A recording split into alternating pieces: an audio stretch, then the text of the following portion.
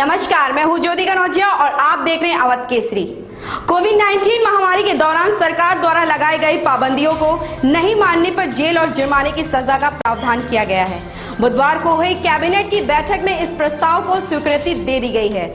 दंड के प्रावधानों की जरूरतों को देखते हुए इस अध्यादेश के सहारे लागू करने का फैसला किया गया है।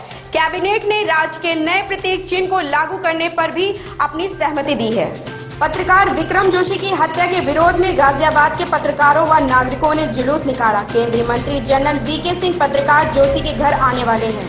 वाराणसी के कर्मकांड कराने वाले पंडों पर लगेगा टैक्स। गंगा आरती धार्मिक आयोजन पर भी टैक्स। नगर निगम ने उप विधि 2020 की घोषणा की। नदी किनारे रखरखाव संरक्षण के लिए फैसला। टैक्स लगाने की घोषणा के साथ ही विवाद शुरू। तीर्थ पुरोहित समाज ने फैसले का विरोध किया। भारतीय स्टेट बैंक में फैला कोरोना का संक्रमण। हजरतगंज स्थित SBI मुख्यालय में 11 कर्मचारियों की रिपोर्ट आई कोरोना पॉजिटिव। सभी को कराया गया क्वारंटाइन। 48 घंटे के लिए बंद किया गया SBI मुख्यालय। पूरी बिल्डिंग को कराया जाएगा अब सैनिटाइज। दिल्ली केंद्र ने वर्क फ्रॉम होम की अवधि दिसंबर तक बढ़ाई। वर्क फ्रॉम होम की अवधि 31 जुलाई को खत्म हो रही थी। IT, BPO सेक्टर अन्य कंपनियों के कर्मचारियों को सुविधा। अब 31 दिसंबर तक वर्क फ्रॉम होम काम कर सकेंगे। IT कंपनियों में करीब 90% कर्मचारी घर से काम कर रहे हैं। यूपी सरकार ने बकरीद को लेकर गाइडलाइंस जारी कर दी है। प्रदेश सरकार ने लोगों से घर पर ही नमाज पढ़ने और सोशल डिस्टेंसिंग बनाए रखने पर जोर दिया है। निर्देशों में कहा गया है कि किसी भी स्थान पर भीड़ न इकट्ठा होने दी जाए। इस संबंध में यूपी DGP हितेश चंद्र अवस्थी ने जारी किए गए पत्र में कहा कि समाज में सभी की धार्मिक भावनाओं को ध्यान में रखा जाएगा। गाइडलाइन में पुलिसकर्मियों को लाउडस्पीकर की मदद से सोशल डिस्टेंसिंग के लिए जागरूक करने को निर्देश दिया गया है। सेंसेक्स शुरुआती कारोबार में 59.02 अंक या 0.16% की बढ़त के साथ 37,930.54 अंक पर था।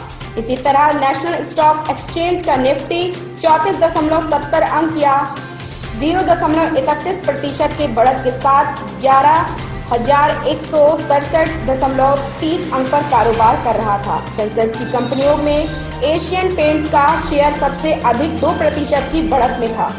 पूर्वी लद्दाख की गलवान घाटी में भारत चीनी सेना के बीच हुई खूनी झड़प में कर्नल संतोष बाबू समेत 20 भारतीय जवान शहीद हो गए थे। इसके बाद तेलंगाना सरकार की तरफ से मुख्यमंत्री के चंद्रशेखर राव ने कर्नल के परिजनों से मुलाकात कर उन्हें सरकार की तरफ से मदद का आश्वासन दिया।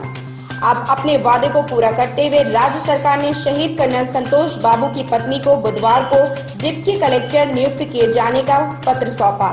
साथ ही उन्हें शहर में एक आवासीय भूखंड भी सौंपा। बैंक कर्मचारियों के लिए बुधवार का दिन खुशखबरी लेकर आया। दरअसल बैंकिंग सेवाओं के इतिहास में वेतन वृद्धि को लेकर चल रही अटकलों के बीच आखिरकार यह निर्णय ले लिया गया है कि बैंक कर्मचारियों के वेतन में 15% की वृद्धि की जाएगी।